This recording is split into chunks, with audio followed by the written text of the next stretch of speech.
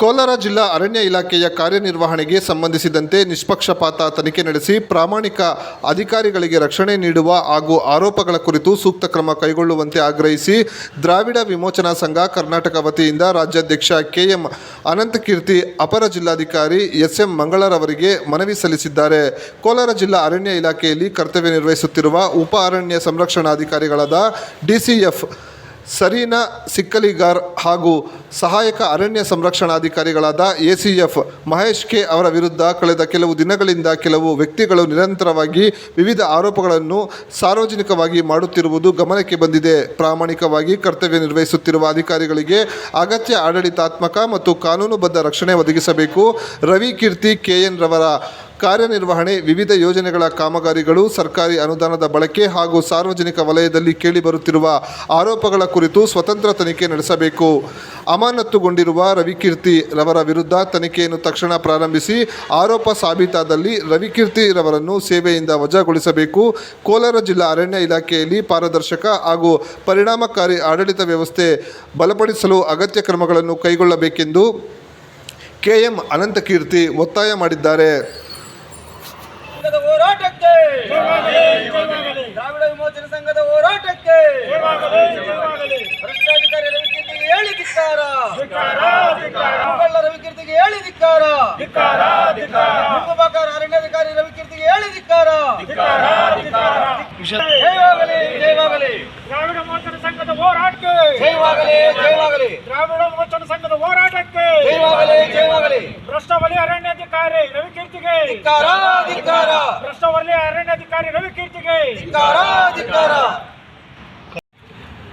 ಏನು ಕಳೆದ ಒಂದು ತಿಂಗಳಿಂದ ಕೋಲಾರ ಜಿಲ್ಲೆಯ ಅರಣ್ಯಾಧಿಕಾರಿಗಳಾದ ಶ್ರೀಮತಿ ಸರೀನಾ ಸಿಕ್ಕಲಿಗಾರ್, ಉಪ ಅರಣ್ಯ ಸಂರಕ್ಷಣಾಧಿಕಾರಿಗಳು ಹಾಗೂ ಸಹಾಯಕ ಅರಣ್ಯ ಸಂರಕ್ಷಣಾಧಿಕಾರಿಗಳಾದ ಕೆ ಮಹೇಶ್ ರವರ ಮೇಲೆ ಬಹಿರಂಗವಾಗಿ ಸಾರ್ವಜನಿಕವಾಗಿ ಆರೋಪಗಳನ್ನು ಮಾಡುತ್ತಿದ್ದಾರೆ.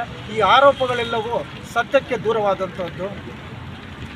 ಮತ್ತು ಈ ಅಧಿಕಾರಿಗಳು ಹಿಂದಿದ್ದ ಉಪ ಅರಣ್ಯ ಸಂರಕ್ಷಣಾಧಿಕಾರಿಗಳಾಗಿದ್ದಂಥ ಏಡುಕೊಂಡ್ಲರವರು ಮತ್ತು ಈಗಿರುವಂಥ ಉಪ ಅರಣ್ಯ ಸಂರಕ್ಷಣಾಧಿಕಾರಿಗಳಾದ ಸರೀನಾ ಸಿಕ್ಕಲಿಗಾರ್ ರವರು ಹಾಗೂ ಸಹಾಯಕ ಅರಣ್ಯ ಸಂರಕ್ಷಣಾಧಿಕಾರಿಗಳಾದ ಕೆ ಮಹೇಶ್ ರವರು ಜಿಲ್ಲೆಯಲ್ಲಿ ಸುಮಾರು 3,500ಕ್ಕಿಂತಲೂ ಹೆಚ್ಚು ಅರಣ್ಯ ಒತ್ತುವರಿ ಭೂಮಿಯನ್ನು ಒತ್ತುವರಿ ತೆರವುಗೊಳಿಸಿದ್ದಾರೆ ಮತ್ತು ಅದೇ ಕಾರ್ಯದಲ್ಲಿ ಪ್ರವೃತ್ತರಾಗಿದ್ದಾರೆ.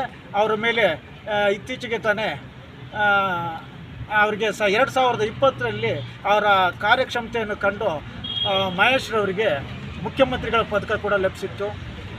ಇಂಥ ಅಧಿಕಾರಿಗಳ ಮೇಲೆ ವಿನಾಕಾರಣ ಇಲ್ಲ ಸಲ್ಲದ ಆರೋಪಗಳನ್ನು ಮಾಡ್ತಿದ್ದಾರೆ. ಮೊನ್ನೆ ಸಾಮಾಜಿಕ ಜಾಲತಾಣದಲ್ಲಿ ಒಂದು ಪಕ್ಷದ ರಾಷ್ಟ್ರೀಯ ಅಧ್ಯಕ್ಷರೆನಿಸಿಕೊಂಡಂಥ ವೆಂಕಟಸ್ವಾಮಣ್ಣವರು ಕೋಲಾರ ಜಿಲ್ಲೆಯ ಅರಣ್ಯ ಇಲಾಖೆಗೆ 1,250 ಕೋಟಿ ಅನುದಾನ ಬಂದಿದೆ, ಅನುದಾನವನ್ನೆಲ್ಲ ನುಂಗಿ ಅದರಲ್ಲಿರುವಂಥ ಹಣವನ್ನು ಲಪಟಾಯಿಸಿದ್ದಾರೆ ಅಂತ ಹೇಳ್ತಿದ್ದಾರೆ. ಅವರು ಕನಿಷ್ಠ ಜ್ಞಾನವಾಗಿ ಕೂಡ ಇಲ್ವಾ?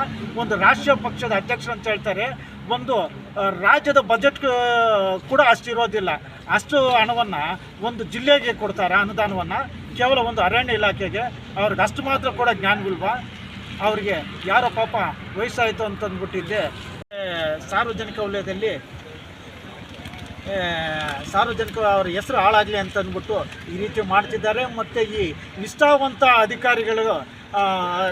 ಅಧಿಕಾರಿಗಳು ಮಾನಸಿಕವಾಗಿ ಕುಗ್ಗುವಂತೆ ಮಾಡಲು ಈ ರೀತಿ ಮಾಡ್ತಿದ್ದಾರೆ. ಮತ್ತು ನಮ್ಮ ಇವರು ಇತ್ತೀಚೆಗೆ ಅರಣ್ಯ ಭೂಮಿ ಒತ್ತುವರಿ ಮಾಡಿಕೊಂಡಿದ್ರು. ಯಾರು? ಹರಟಿ ಪ್ರಕಾಶನ್ ಅವರು ಅರಣ್ಯ ಭೂಮಿಯನ್ನು ಒತ್ತುವರಿ ಮಾಡಿಕೊಂಡಿದ್ರು. ಆ ಒತ್ತುವರಿ ಭೂಮಿಯನ್ನು ಅರಣ್ಯಾಧಿಕಾರಿಗಳು ತೆರವುಗೊಳಿಸಿದ ಕಾರಣಕ್ಕಾಗಿ ಅವರು ವಿದೇಶದಲ್ಲಿ ನಡೀತಾ ಇರುವಂಥ ಗಾಲ್ಫ್ ಟೂರ್ನಮೆಂಟ್ಗೆ ಅದ್ವೈತ್ ಮಹೇಶ್ ರವರನ್ನು ಅವರ ಮಗನನ್ನು ಟೂರ್ನಮೆಂಟಿಗೆ ಕರ್ಕೊಂಡು ಹೋಗೋದಕ್ಕೆ ಅನುಮತಿ ಕೊಡಬಾರ್ದು ಅಂತಂದ್ಬಿಟ್ಟು ಸರ್ಕಾರಕ್ಕೆ ಪತ್ರ ಬರೀತಾರೆ. ಅಂತ ನೀಚ ಮಟ್ಟಕ್ಕೆ ಇಳಿದಿದ್ದಾರೆ. ರವಿಕೀರ್ತಿ ಏನು ಕ್ರಮ? ಅವರು ಈಗಾಗಲೇ ಅಮಾನತಿನಲ್ಲಿದ್ದಾರೆ, ಭೂಗಳ್ಳರ ಜೊತೆಯಲ್ಲಿ ಶಾಮೀಲಾಗಿದ್ದಾರೆ ಅಂತ ಅಂದ್ಬಿಟ್ಟಿದ್ದೆ. ಅವರನ್ನು ಇಲಾಖೆ ಅಮಾನತುಗೊಂಡಿತ್ತು. ಅಮಾನತುಗೊಂಡ ನಂತರ ಇವರು ಕೆಲವೇ ದಿನಗಳಲ್ಲಿ ಏನು ಮಾಡ್ತಾರೆ, ಅವರ ಹಣಬಲ ಮತ್ತು ಅವ್ರ ಪ್ರಭಾವವನ್ನು ಬೆಳೆಸ್ಕೊಂಡು ಮತ್ತೆ ಹುದ್ದೆಗೆ ಅದು ಕೋಲಾರ್ಗೆ ಇದು ಮಾಡ್ಕೊಂಡು ಬರ್ತಿದ್ದಾರೆ. ಇದನ್ನೆಲ್ಲ ನೋಡ್ತಾ ಇದ್ರೆ ಇವರು ಮೇಲಧಿಕಾರಿಗಳ ಮೇಲೆ ಅನುಮಾನ ಬರ್ತದೆ. ಇವರು ರವಿಕೀರ್ತಿ ಅವರ ಆಮಿಷಗಳಿಗೆ ಒಳಗಾಗಿದ್ದಾರೆ ಅಂತ ಅಂದ್ಬಿಟ್ಟಿದ್ದೆ ಕಂಡು ಬರ್ತಾ ಇದೆ. ಆಮೇಲೆ ಈ ರವಿಕೀರ್ತಿ ಅವರು ಭ್ರಷ್ಟ ಅಧಿಕಾರಿ ರವಿಕೀರ್ತಿ ಅವರು ತಮ್ಮ ಸೇವಾವಧಿಯಲ್ಲಿ ಹೆಚ್ಚಿನ ಅವಧಿ ಇದು ಮುಳಬಾಗಿಲು ಮತ್ತು ಶ್ರೀನಿವಾಸಪುರದಲ್ಲೇ ಕಳೆದಿದ್ದಾರೆ, ಸೇವೆ ಸಲ್ಲಿಸಿದ್ದಾರೆ. ಮತ್ತು ಅವರು ಸರ್ಕಾರದ ಯೋಜನೆಗಳಾದ ಕ್ಯಾಂಪ, KPDF, GVA, SCPTSP, border wire fencing ಮತ್ತು ನಗರವನ ಯೋಜನೆಗಳಲ್ಲಿ ಹಣವನ್ನು ಲೂಟಿ ಮಾಡಿಬಿಟ್ಟು ಈಗೇನು ವರ್ಗಾವಣೆ ಆದರೆ ಕೂಡ ಮಾರ್ಚಲ್ಲಿ ಕೋಲಾರಕ್ಕೆ ವರ್ಗಾವಣೆ ಆದರೆ ಕೂಡ ಇದುವರೆಗೂ ಅವರು ಕರ್ತವ್ಯಕ್ಕೆ ಹಾಜರಾಗದೆ ಲಪ್ಟಾಯಿಸಿರೋ ಭ್ರಷ್ಟ ಹಣದಲ್ಲಿ ಅವರು ಮೋಜು ಮಸ್ತಿ ಮಾಡಿಕೊಂಡು ತಿರುಗಾಡ್ತಿದ್ದಾರೆ. ಮತ್ತು ಅವರು ಗುತ್ತಿಗೆದಾರರಿಂದ ತಮ್ಮ ಪತ್ನಿ ಕುಸುಮಾರ್ ಅವರಿಗೆ ಖಾತೆಗೆ ಹಣವನ್ನು ಹಾಕಿಸ್ಕೊಂಡು ಬಂಗಾರವನ್ನು ಅವರ ಪತ್ನಿ ಹೆಸರು ಖಾತೆಗೆ ಹಣವನ್ನು ಹಾಕಿಸ್ಕೊಂಡು ಬಂಗಾರಗಳು ಕೊಂಡ್ಕೊಂಡಿದ್ದಾರೆ. ಅವರು ಬೇಕಾಗಿರೋರಿಗೆ ಅವರು ಸ್ನೇಹಿತರಿಗೆ ಸಂಬಂಧಿಗಳು ಇವರೆಲ್ಲ ಆಸ್ತಿಪಾಸ್ತಿಗಳು ಮಾಡ್ಕೊಂಡಿದ್ದಾರೆ. ಮತ್ತು ಗುತ್ತಿಗೆದಾರರ ಕಡೆಯಿಂದ ಅವರು ಬೇಕಾಗಿರುವಂಥ ವ್ಯಕ್ತಿಗಳಿಗೆ ಇವರೇ ಅವ್ರ ಅಕೌಂಟ್ ನಂಬರ್ ಬರೆದ್ಬಿಟ್ಟಿದ್ದೆ ವಾಟ್ಸಪ್ ಮಾಡಿ ಇಂಥವ್ರ ಅಕೌಂಟಿಗೆ ದುಡ್ಡು ಹಾಕಿ ಅಂತೇಳಿ ಹಾಕ್ಸ್ಕೊಂಡಿದ್ದಾರೆ. ಇದನ್ನೆಲ್ಲ ತನಿಖೆ ಸಂದರ್ಭದಲ್ಲಿ ದಾಖಲೆಗಳನ್ನು ಕೊಡ್ತೀರಿ. ಮತ್ತು ಈ ಭ್ರಷ್ಟಾಚಾರ ಅಧಿಕಾರಿ ವಿರುದ್ಧ ಅಮಾನತುಗೊಂಡಿದ್ದರೂ ಕೂಡ ಇದುವರೆಗೂ ಅವರ ತನಿಖಾಧಿಕಾರಿಯನ್ನು ನೇಮಿಸಿಲ್ಲ. ಈ ಕೂಡಲೇ ಅವರು ತನಿಖಾಧಿಕಾರಿಯನ್ನು ನೇಮಿಸಬೇಕು ಮತ್ತು ಅವ್ರ ವಿರುದ್ಧ ಕ್ರಮ ಕೈಗೊಳ್ಳಬೇಕು.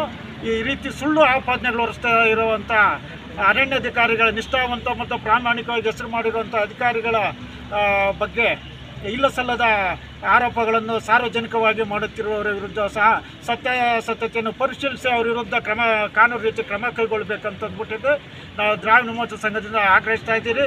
ಈ ಕೂಡಲೇ ರವಿಕೀರ್ತಿಯ ವಿರುದ್ಧ ಕ್ರಮ ಕೈಗೊಳ್ಳಲಿಲ್ಲದ ಒಂದು ಪಕ್ಷದಲ್ಲಿ ನಾವು PCCF ಕಚೇರಿ ಮುತ್ತಿಗೆ ಹಾಕ್ತೀರಿ ಮತ್ತು ವಿಧಾನಸೌಧ ಚಲೋ ಕಾರ್ಯಕ್ರಮ ಹಾಕ್ಕೊಳ್ತಾ ಇದ್ದೀರಿ ಮತ್ತು ಹಂತ ಹಂತವಾಗಿ ಹೋರಾಟಗಳನ್ನು ರೂಪಿಸ್ತೀರಿ ಅಂತ ಅಂದ್ಬಿಟ್ಟು ಹೇಳ್ತಾ ಇದ್ದೀವಿ.